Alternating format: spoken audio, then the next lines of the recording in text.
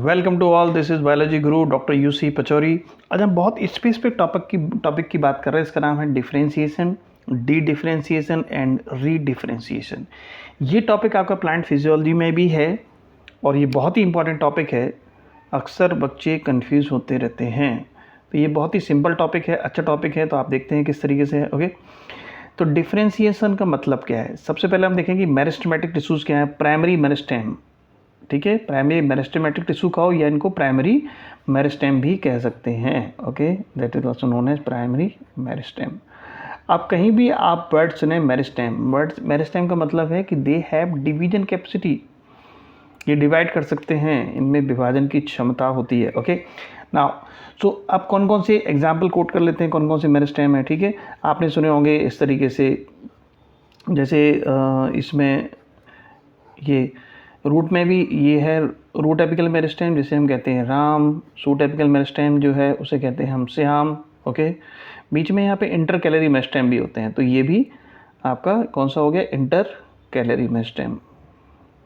तो ये तीनों के, ये ना राम श्याम इंटर कैलरी, देखो एपिकल मेरिस्टेम एपेक्स पे है, शूट के एपेक्स पे, रूट के एपेक्स पे क्या क्या नाम है, श्याम और राम। शूट एपिकल मेरिस्टेम और रूट एपिकल मेरिस्टेम, ये प्राइमरी मेरिस्टेम है।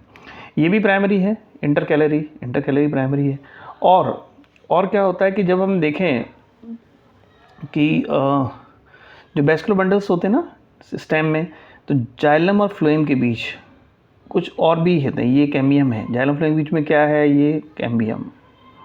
तो ये वाली जो कैम्बियम है ना, इसे बोलते हैं इंट्राफेसिकुलर कैम्बियम। क्या बोलते हैं इसको, इंट्राफेसिकुलर कैम्बियम।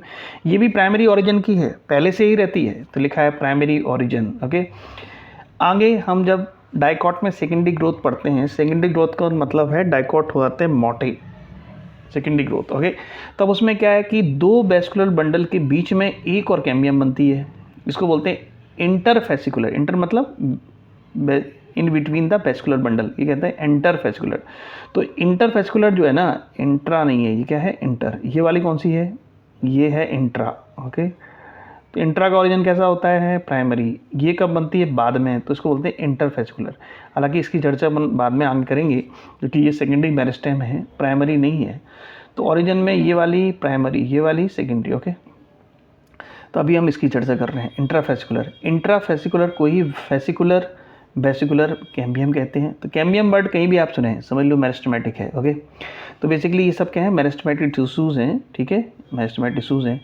अब इनमें क्या होगा कि इनमें एक डिवीजन कैपेसिटी है, तो हमें उस डिवीजन कैपेसिटी को हटाना है। क्या करना है, हमें हटाना है। तो उसके लिए क्या करना पड़ेगा, उसके लिए हमें करना पड़ेगा डिफरेंशिएशन। तो डिफरेंशिएशन किया, तो मेरिस्टेम में डिफरेंशिएशन किया, तो बनेंगे प्राइमरी परमानेंट टिश्यू। अब परमानेंट हो गए, इसका मतलब इसमें डिवीजन कैपेसिटी नहीं होगी।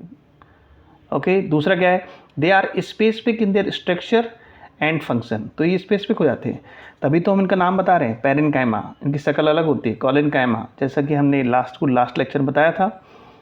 और नेक्स्ट क्या है, स्क्लेरेनकाइमा। तो इनकी शक्ल भी अलग अलग है, इनके फंक्शन भी अलग अलग हैं। ओके, तो ये हमने कब बनाए, ये बनाए हैं डिफरेंशिएशन के कारण। कई बार क्वेश्चन ऐसे पूछ लिया जाता है कि पैरेन्काइमा, कॉलेनकाइमा और स्क्लेरेनकाइमा कैसे बनती है, किस प्रोसेस के द्वारा। तो प्रोसेस क्या होगी, डिफरेंशिएशन। दूसरा क्वेश्चन, ये कैसे टिश्यू हैं, ये हैं primary permanent tissue. Next question, क्या पैरेन्काइमा में डिवीजन कैपेसिटी होती है।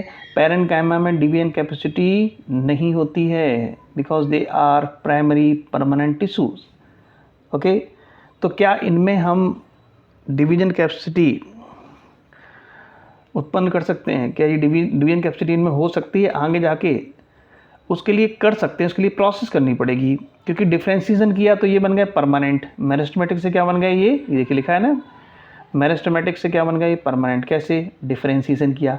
अब इस डिफरेंशिएशन को हटाना पड़ेगा, and that is called D differentiation. Delete करना पड़ेगा किसको, डिफरेंशिएशन को। तो जैसे ही हम इसको डिलीट कर देंगे डिफरेंशिएशन को, तो ये फिर से क्या बन जाएंगे, मेरिस्टेमेटिक हो जाएंगे।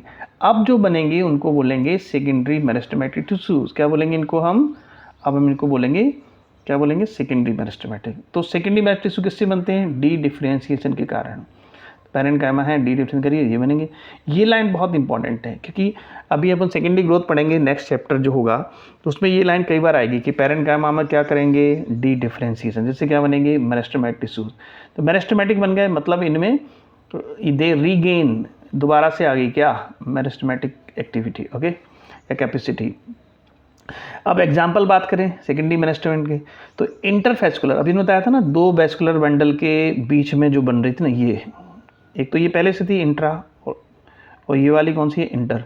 तो ये वाली जो है ना इंटरफेस्कुलर कैम्बियम, ये सेकेंडरी और सेकेंडरी मेरिस्टेम है। सेकेंडरी मेरिस्टेमेटिक टिश्यू का हो या सेकेंडरी मेरिस्टेम, एक ही बात है, ओके। तो ये हो गया कैम्बियम, ओके। कॉर्क कैम्बियम, ये अब आगे पढ़ेंगे सेकेंडरी ग्रोथ में, कॉर्क कैम्बियम, ठीक है। तो कॉर्क कैम्बियम भी क्या है, पैरेनकाइमा में डी डिफरेंशिएट करेंगे तब कॉर्क कैम्बियम बनती है। पैरेनकाइमा में डी डिफरेंशिएट करेंगे तो इंटरफेस्कुलर कैम्बियम बनती है।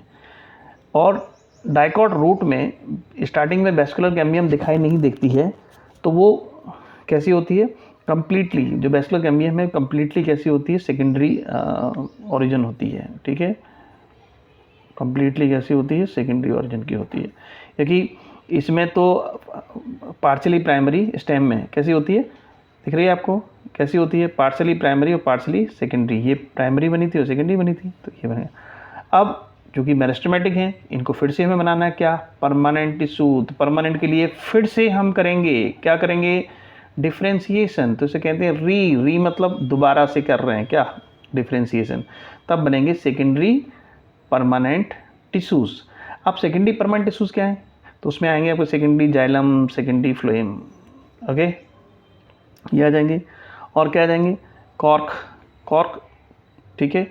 और देन सेकेंडरी कॉर्टेक्स। तो कॉर्क का ही दूसरा नाम है फैलम, सेकेंडरी कॉर्टेक्स को बोलते हैं फैलोडर्म, ओके। तो ये सब आपके हो गए।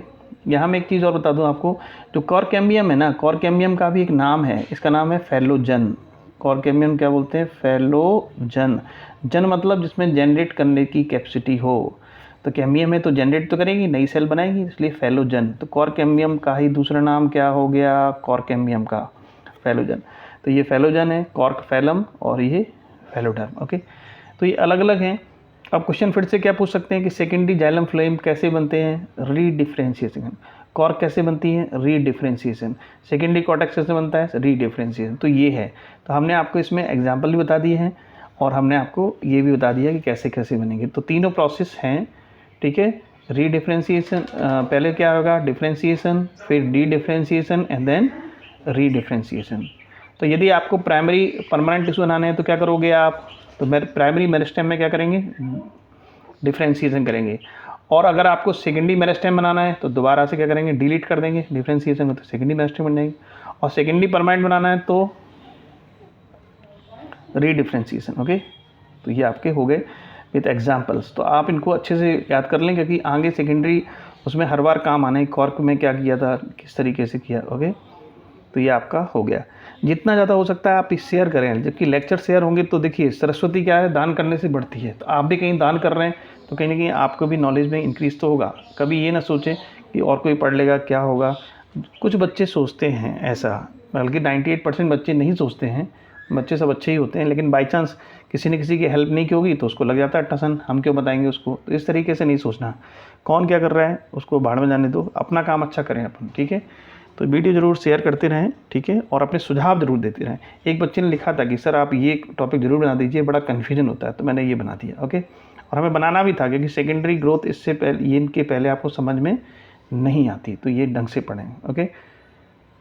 Thank you.